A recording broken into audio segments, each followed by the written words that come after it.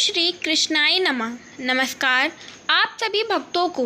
आज इस वीडियो में बताने जा रहे हैं कि अपने किए हुए पुण्य धर्म दूसरों को कैसे प्राप्त हो जाते हैं और किसका अन्न खाना चाहिए और किसका नहीं, जानेंगे इस वीडियो में। भगवान श्री कृष्ण के मुखारविंद से सुनिए।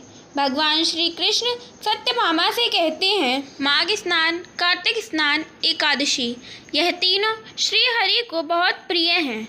वनस्पतियों में तुलसी, महीनों में कार्तिक, पुण्य क्षेत्रों में द्वारिकापुरी श्री कृष्ण को बहुत प्रिय हैं।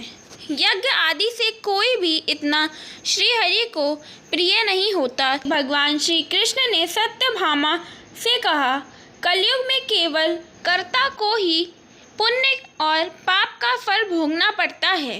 पढ़ाने से, यज्ञ कराने से, एक पंक्ति में भोजन कराने से भी मनुष्य दूसरे के पुण्य और पाप का चौथाई भाग पा लेता है। एक आसन पे बैठने से, एक सवारी पे चलने से पुण्य पाप का छठे अंश का भागी होना पड़ता है। स्पर्श करने से, बातचीत करने से, दूसरों की स्तुति करने से भी मानव पुण्य पाप को दशम अंश को ग्रहण करता है। देखने से, नाम सुनने से तथा मन के द्वारा चिंतन करने से पुण्य पाप का सातवां अंश प्राप्त होता है। जो दूसरों की निंदा करता, चुगली करता और उसे धिक्कार देता है, वे उसके पातक को स्वयं लेकर बदले में अपने पुण्य दे देता है।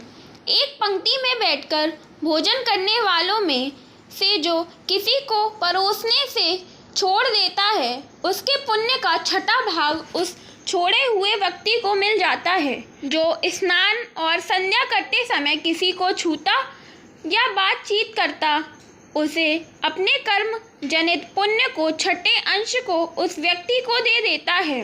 जो धर्म के उपदेश से दूसरे व्यक्ति से धन की याचना करता है, उसके पुण्य कर्म को दान देने वाला व्यक्ति भी पाता है। जो दूसरे का दान चुराकर पुण्य कर्मों में करता है, उसका फल धनी को ही मिलता है, कर्म करने वालों को नहीं। जो मनुष्य दूसरों का ऋण चुकाए बिना मर जाता है, उसके पुण्य को धनी पुरुष अपने धन के अनुसार खोट लेता है। कर्म करने की सलाह देने वाला, सामग्री जुटाने वाला तथा बल से सहायता करने वाला पुरुष भी पुण्य पाप के छठे अंश को पा लेता है। राजा अपनी प्रजा से, गुरु अपने शिष्य से, पति अपनी पत्नी से तथा पिता अपने पुत्र से उसके पुण्य पाप का छठा अंश प्राप्त करता है।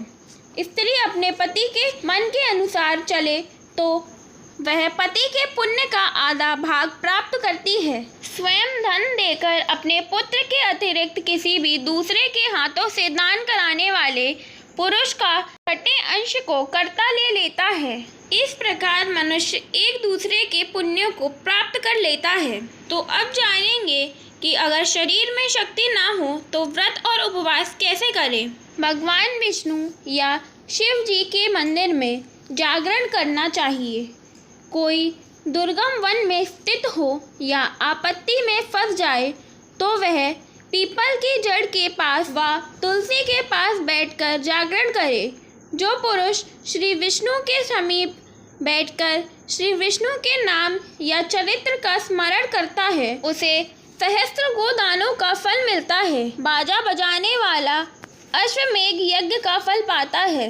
नृत्य करने वाला संपूर्ण तीर्थों का फल पाता है। जो रोगी स्नान न कर सके, वह भगवान विष्णु का नाम लेकर मार्जन कर ले। जो उद्यापन करने से समर्थ ना हो, उसे चाहिए कि वो अपने व्रत पूर्ति के लिए ब्राह्मणों को भोजन कराए। जो स्वयं दीप दान करने में असमर्थ हो, वो दूसरों का दीप जलाए।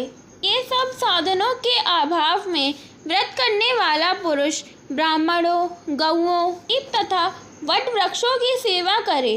पीपल के रूप में साक्षात विष्णु ही विराजमान हैं। इसी प्रकार वट शिव जी का और पलाश ब्रह्मा जी का स्वरूप है।